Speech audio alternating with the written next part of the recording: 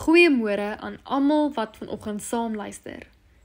Hierdie week wil ek graag begin met die volgende tema. Die Here maak alles nuut.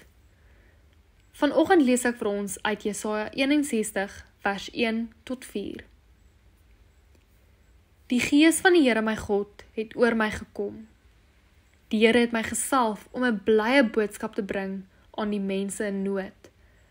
Hy het my gestuur om die wat moedeloos is op te beer, om vir die gevangenes vrylating aan te kondig, vryheid vir die wat opgesluit is, om aan te kondig dat die tyd gekom het waarop die Here genade betoon, die dag waarop ons God sy vyande straf, maar almal wat treur vertroos, die dag waarop hy vir die in Sion wat treur eer gee in plaas van smart, vreugde in plaas van droefheid, blydskap in plaas van hartseer.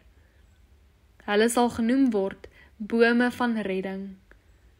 Die Here het hulle geplant om sy roem te vermeerder.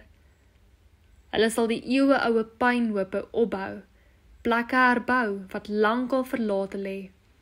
Hulle sal verwoeste stede weer opbou, plekke wat geslagte lank verlate lê.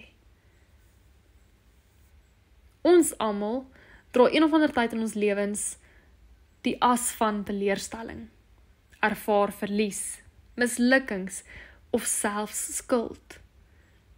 En dit is alles dinge wat swaar op ons hart kan lê. In hierdie belofte in Jesaja sê God, ek maak selfs dit nuut. Waar daar net rou was, bring God vreugde.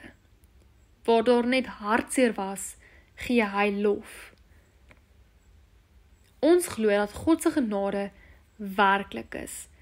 Dit is nie net 'n abstrakte idee of iets waarop iemand vorendag gekom het nie, maar 'n aktiewe werklikheid wat in mense se lewens ingryp. Hierdie teks van Jesaja herinner ons daaraan dat God nie die gebrokenheid van die wêreld ignoreer nie. Hy kyk nie weg van ons pyn nie. Hy stap juis daarin in. Dit kan vir ons 'n troos wees. God gee nie net woorde van bemoediging vir ons nie. Hy gee iets nuuts. Hy bou ons op en in plaas van rou gee hy vir ons vreugde. In Christus werk God deur sy Gees aan 'n nuwe mens, 'n nuwe hart en 'n nuwe gemeenskap. Dit is die werk van ons God wat getrou is, van geslag tot geslag. En dis die God waarin ons vandag ook kan vashou. Kom ons bid saam. Here, vandag bring ek die dele van my lewe wat seer is, wat verskroei is en Here, ek wil dit by U voete kom neerlê.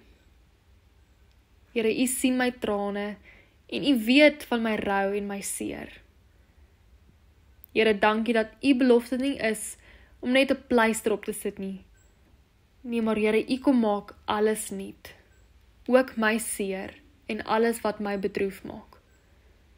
Here, vul my vandag met U vreugde en mag ek aan U vashou tot in alle ewigheid. Amen.